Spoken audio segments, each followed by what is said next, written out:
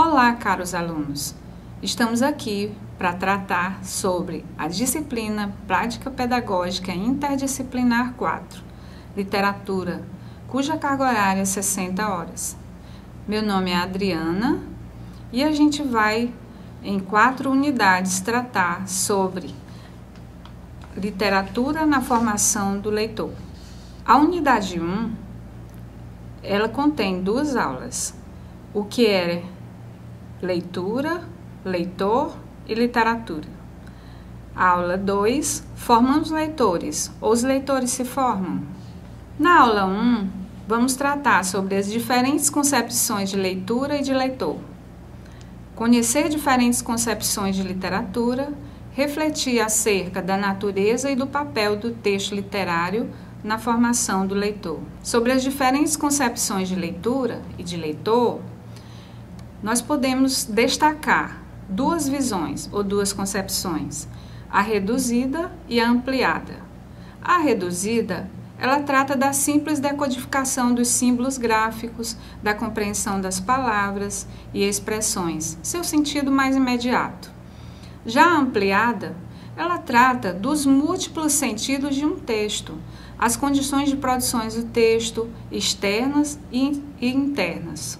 Os sentidos de um texto dependem de uma visão social, aspectos que interferem na leitura, como as concepções advindas das condições objetivas de vida, aspectos socioeconômicos e socioculturais, etnia, geográfica, cultural, ou seja, o leitor ele está inserido no mundo e ele tem todas essas interferências dentro do seu papel enquanto leitor. Esses aspectos produzem práticas de leitura diferenciadas e o leitor termina sendo o próprio dono da sua reflexão. Em relação às concepções de leitura, vamos destacar o que Victor Manuel de Aguiar descreveu em relação à literatura. Até meados do século XVIII, a literatura significava o saber, a cultura do letrado. Já no final do século XVIII, a literatura tratava-se de um conjunto de obras de um país, ou seja, em seu sentido lato, era tudo que um país produzia. Já na penúltima década do século XVIII, é que a literatura passou a ter uma concepção mais artística, no sentido mesmo da criação estética. Houve várias concepções de literatura, como a literatura como identidade atemporal e anespacial entre o homem de uma época e o homem de todas as épocas. É o que a gente chama de um tom universal, em que uma literatura de uma época dialoga com a literatura de outras épocas.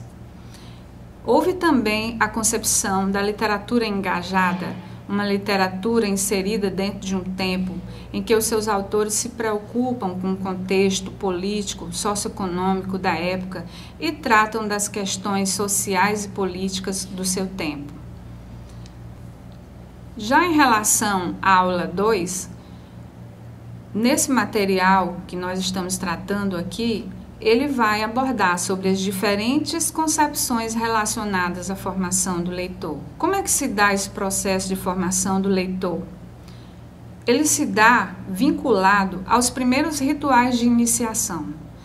As experiências iniciais deflagram o processo de formação. Como foi o seu processo de formação inicial de leitura?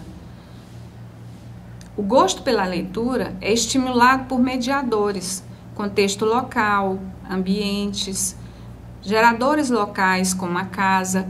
Então, se há um estímulo dentro da sua casa, se o seu pai, a sua mãe lê, se você é cercado de obras literárias, esse gosto pela leitura ele vai fluir naturalmente.